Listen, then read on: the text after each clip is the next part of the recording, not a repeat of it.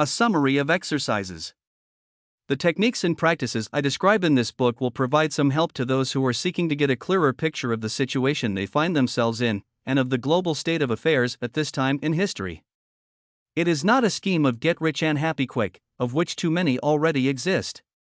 It is not the little self or ego personality that is the center around which everything revolves, but the larger world in which it is embedded that should matter. Empathy is the quality that is sorely needed in our world. Besides the following exercises, the reader can find more practices in my article on Wittmann in my archive. Exercise 1. One exercise that can be very helpful in this regard is to practice taking multiple perspectives. Learn to see situations from multiple angles or perspectives. This will broaden one's context sensitivity and enables a better understanding of the ideas and behaviors of other persons. If one can put oneself into the position of another person who holds an opposite view of yours, then one may learn quite a bit. One can also practice defending such an opposite view by considering arguments that would favor such a view. The point is to acquire nuanced thinking. Exercise 2. Conscious thinking, observing the stream of thoughts. A simple technique to neutralize negative thoughts. Now, we won't book any success if we try to combat our character faults. Why not? This is because by combat we feed our thoughts, which are living beings. So they will grow stronger instead of starving to death. Instead of combat, we should forget about the unwanted thoughts, let them die. For this we need recognition of these thoughts and give them a positive impulse by simply thinking an opposite, positive thought. By thinking and acting according to this positive thought we outbalance the effects of the negative thought.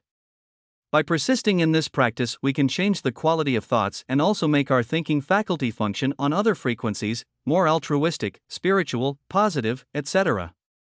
After some practice we will no longer receive these negative thoughts. We may notice or observe them but do not allow them to upset us. I'm addressing myself to reasonably healthy people here. Others may need psychotherapy to effect an integration and positive orientation towards life. Note, the above applies to personal prejudices, not to a justified anger towards the many quirks of our current political financial economic system that wrecks many people worldwide. Exercise 3. In order to investigate the nature of thoughts as living beings, it is advised to see oneself more as a witness of thoughts than as a creator of thoughts. Think of yourself as part of the one life that is the essence of all. That will make it easier to get into the state of witnessing thoughts. A good exercise to learn to recognize in what track your thoughts naturally flow is to observe your flow of thoughts in the moments before you fall asleep. Just observe as a witness in this exercise. You can learn to recognize the quality or character of these thoughts and to recognize the several aspects of thinking. This will be helpful in the process of getting to understand yourself better. You can also do this exercise on a quiet moment of the day. If you don't like what you see, then you can apply the methods in the next sections for changing your thought pattern. Exercise 4. Now that you have studied the 7 aspects of thinking, can you name 1 or 2 dominating aspects working in or through your mind? How can you tell? Did you observe the stream of thoughts occurring in your consciousness? How much time do you allow these aspects, and others, to dominate your thinking? Write your answers down. Exercise 5. Changing the pattern of thinking. The technique is the following: you will have to form an image of yourself of how you want to be and perfect this image. This ideal picture will grow and refine in proportion to the growth of your understanding of life. You will encounter difficulties, no doubt about that, as you will experience relapses in old modes of thinking and acting. This should be a stimulus to persist in changing your habits of thinking. Exercise 6. Pythagorean exercise. A helpful exercise, sometimes ascribed to Pythagoras, consists of looking back at, evaluating, the events of the day when you go to bed. Ask yourself, what did I do this day? Did I do as I planned to do? What did I learn from this day? What things can I do better? Did I hurt somebody? If so, how could I correct that, etc. This is very useful for coping with the world's affairs and will help you to profit more from deep sleep since you already processed some stresses and strains from the day. Of course, this exercise should be done with a sincere attitude of mind. Exercise 7.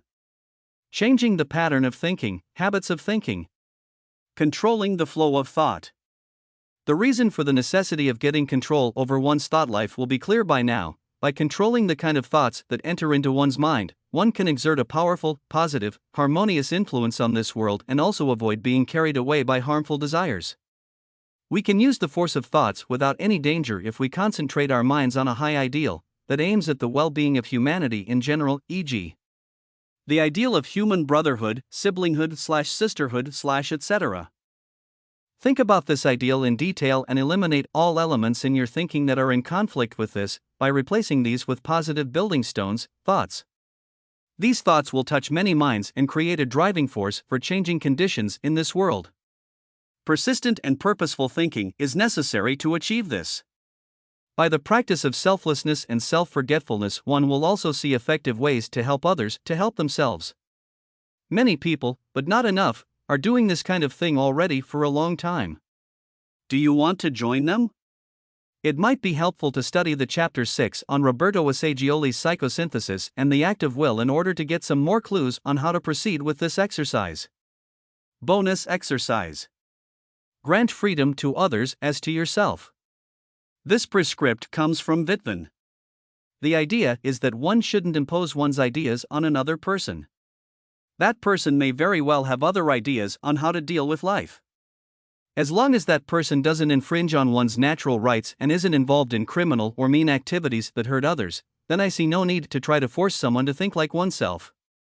There will be other persons that one can collaborate with. That is not to say that one can't be assertive, of course.